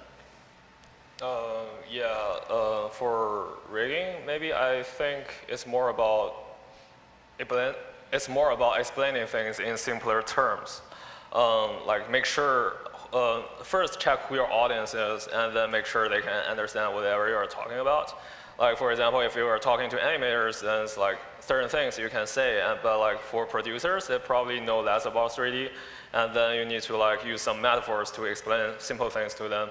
Like for example, there was one time that I asked the producer to, hey, can we get the models topology be consistent with the previous version? And then like the producer doesn't really know what a topology is. Then I need to like say, okay, so basically in 3D we have different models, and the way the points and the frames faces are connected together, that's a topology. To keep them consistent, it saves us time to like update the model to the rig. So it's just about finding the way that your audience can understand you. For me, I think the most person, you know, like I talk like most of the time is the rigger. So I think for the communication, it's pretty straightforward. Like sometimes they just like after testing, they found like this and that issues, and they will like come to me, and maybe you'll need to adjust that part and that part. So that's why I have today's talk, like, and gather all the knowledge from them. So like the clipping, the seamed meshes, like all the potential technical issues. So yeah, just keep talking with them, checking with them at least like weekly or based on your project. Because you can also learn a lot of things from them. And also about the communication, like with your art lead and or the directors or the concept artists, I think it's also very like straightforward. Like after you've done something, just show to them, how do you think about this? Like, do you think like it can be better, or do you have any other ideas on this? So just like randomly talking to them, and you can actually learn a lot from them. Yeah. I think as a concept artist, our life is relatively simple. You just put your head down and paint. But actually, as an artist, sometimes we can get cocky easily, but don't do that in the studio. Just be humble and nice. Also, and to ask if if you don't fully understand the task you're given, and I think that's the key point. Awesome. Can we have another round of applause for our amazing panel?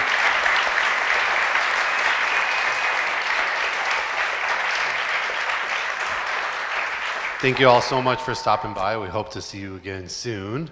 I guess when the next character comes out, not Alter, but whoever is going to... Do you have any insight on next?